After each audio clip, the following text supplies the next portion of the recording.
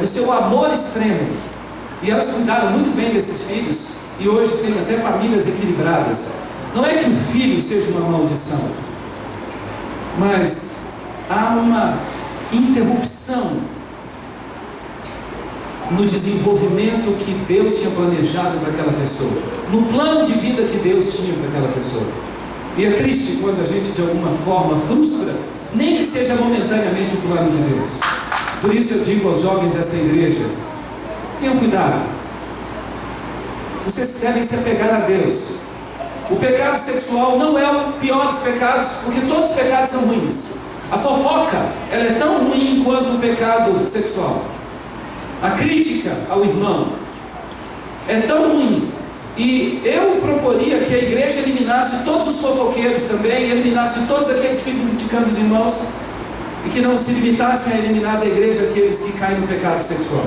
Porque o pecado sexual é um tipo de pecado, mas há outros, dos quais nós somos igualmente pecaminosos, ou dos quais nós somos igualmente responsáveis.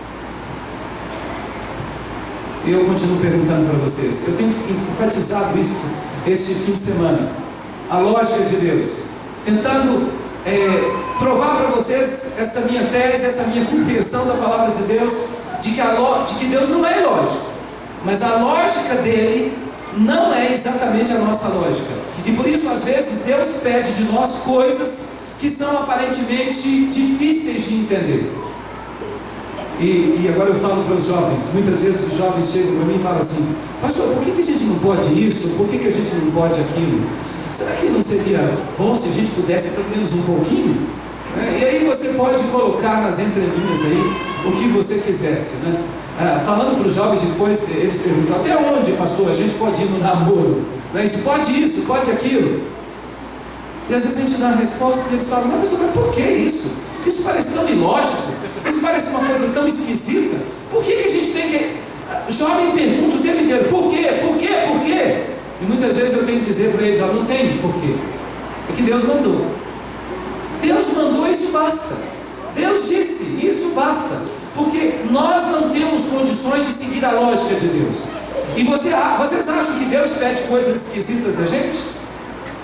Talvez eu pudesse enumerar aqui algumas coisas que vocês acham esquisitas, né? Você pode parar de trabalhar no sábado, né? E ficar um dia inteiro dedicado a Deus, enquanto todo mundo está trabalhando no sábado. Todo mundo trabalha no sábado. E Deus pede que a gente venha para a igreja no sábado. E quando a gente fala que a gente é adventista do sétimo dia, as pessoas olham para a gente como se estivessem olhando para um extraterrestre, não é? Poxa vida, eu não quero nem contato com você, porque adventista do sétimo dia, esse negócio pega, é transmissível. É isso que as pessoas reagem. Mas será que Deus de fato pede coisas ilógicas para a gente? Será que Deus pede coisas esquisitas? O que o mundo pede dos jovens? Será que o que o mundo pede dos jovens é menos esquisito do que Deus pede dos jovens? Vamos ver o que o mundo pede dos jovens. Próximo slide. Pode voltar, eu vou pular essa história aí. Depois, pode pular essa daí também, que eu vou saltar. Pode saltar. Pode saltar. Aí, pronto. Isso não é uma coisa esquisita? Eu conheço jovens que tem zíper na língua. Tá certo? Vocês acham que isso é normal?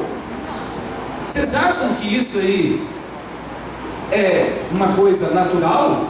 Ou seja, será que isso não é uma coisa esquisita que o mundo pede pra gente? Próximo slide, por favor. Isso. Vocês já viram jovens fazer esse tipo de coisa? Tá certo? Eu confesso que essa daí também eu nunca vi, eu tirei da internet. Mas os jovens fazem cada coisa esquisita. É isso que eu quero dizer. Que se o jovem acha que Deus está pedindo alguma coisa esquisita dele, ele fica feliz. Porque ele vai estar no normal dele. Porque o normal do jovem é esquisito. O que mais que o mundo pede que os jovens façam que é esquisito? Não dá para aparecer ali, tem 2 tatuagens no pé. Tatuagem é uma coisa muito esquisita. Não é isso? Tatuagem é uma coisa muito esquisita. O meu filho saiu de casa, tá certo? Primeira semana que ele estava fora de casa, 18 anos mais ou menos, ele me liga e fala: pai, fiz uma besteira. Eu falei, o que foi, filho? Ele disse, fiz uma tatuagem. E no minuto que ele fez a tatuagem, ele se arrependeu. E agora ele vive dizendo, ele já fez até campanha, pela internet, pedindo doação para arrecadar dinheiro para poder tirar a tatuagem. Sabe quantos reais ele ganhou nessa campanha? 0. Mas ele fez a campanha dele. E sabe o que ele tatuou no braço? Ele tatuou no braço um sapo esmagado. Já imaginaram? Tem que se arrepender mesmo, tá certo? Um sapo esmagado, ele tatuou no braço. Ele é basqueteiro, ele e a minha filha gostam de basquete, eu já falei para vocês, né? Os dois lá em casa são apaixonados por basquete. Então, ele disse que é tatuagem de basqueteiro, tatuagem no braço. E agora tem vergonha da tatuagem, fica ali usando roupa para cobrir a tatuagem. Primeira semana que ele saiu de casa, filho de pastor. Vocês acham que foi falta de eu dizer para ele? Não foi falta de eu dizer para ele. Mas na primeira semana, na primeira liberdade que ele teve, ele fez uma tatuagem no braço. Coisas esquisitas que o jovem faz. Por isso que Deus tem que pedir coisas esquisitas. Porque se pedisse alguma coisa que não fosse esquisita, o jovem acharia esquisito. Próximo slide. Você teria coragem de fazer isso? Colocar um piercing numa criança? Piercing é uma coisa muito esquisita. Vocês me perdoem, mas para minha faixa etária, tá certo? Piercing é uma coisa muito esquisita. Graças a Deus o meu filho não fez um piercing. Porque eu acho que piercing ainda é mais esquisito do que a tatuagem. Coisas esquisitas que a gente faz e que o mundo faz e a gente não reclama. E quando Deus pede para a gente fazer alguma coisa, a gente diz que isso é esquisito e é ilógico. E a gente tem que saber por quê. Por que essas pessoas fazem piercing? Por que a gente não vai lá perguntar para elas? Por que elas fazem tatuagem? Por que elas deixam as sobrancelhas crescer? Por que existem aí os góticos, os como é que é o nome daquele pessoal que veste cor de rosa e... Emos! Por que existe emo? Coisa esquisita. Tá certo? Próximo slide. Olhe para cima quando as serpentes se morderem. Próximo slide. Porque a palavra de Deus, se a gente pudesse agora adiantar 1500 anos, daquele dia de Moisés até o dia em que o Evangelho foi escrito, vejam o que nós encontraríamos no próximo slide.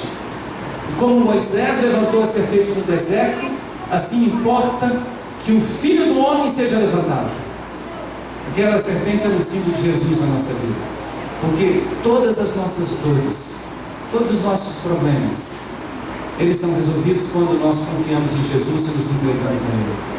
Meus irmãos, é verdade, o povo estava no deserto, como nós estamos. E o povo reclamava que estava sem água e sem pão.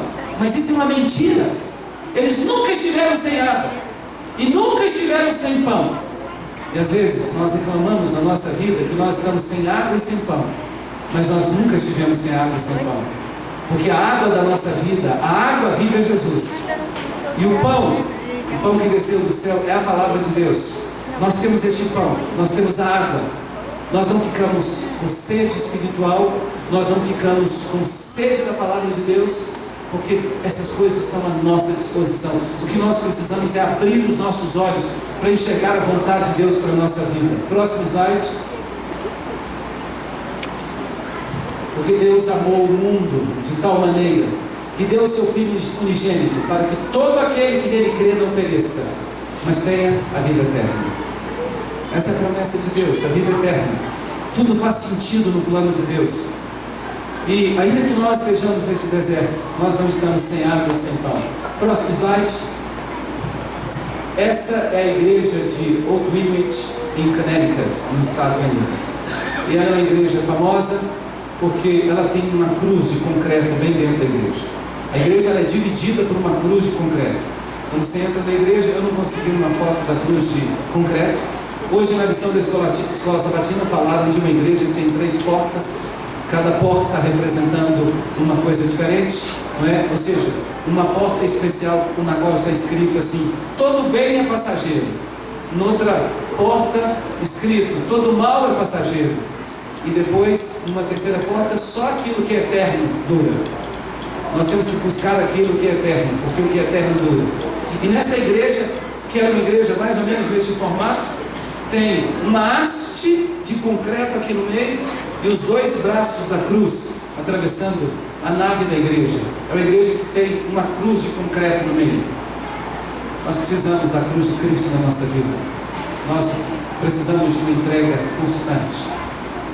Nós precisamos reconhecer que o plano de Deus é melhor do que o nosso próprio plano, de que as ideias de Deus são melhores do que as nossas próprias ideias.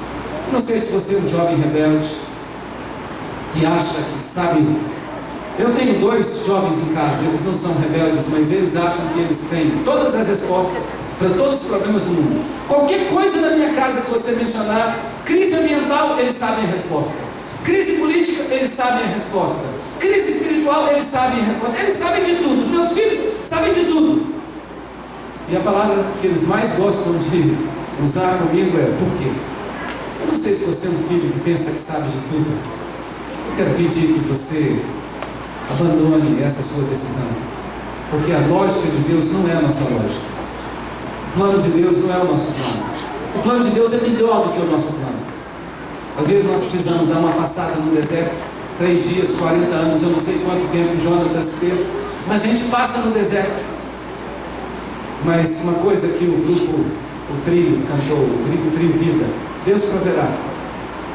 Em qualquer momento da nossa vida em que nós pararmos e reconhecermos os nossos erros, os nossos tropeços, a nossa falta de sabedoria, a nossa falta de capacidade para administrar o nosso próprio plano, toda vez que nós reconhecemos isso e nós nos entregamos ao plano de Deus, à vontade de Deus, aceitando as coisas esquisitas que Deus pede, Deus pediu, não me interessa se é esquisito, eu prefiro estar no esquisito de Deus do que no esquisito do mundo.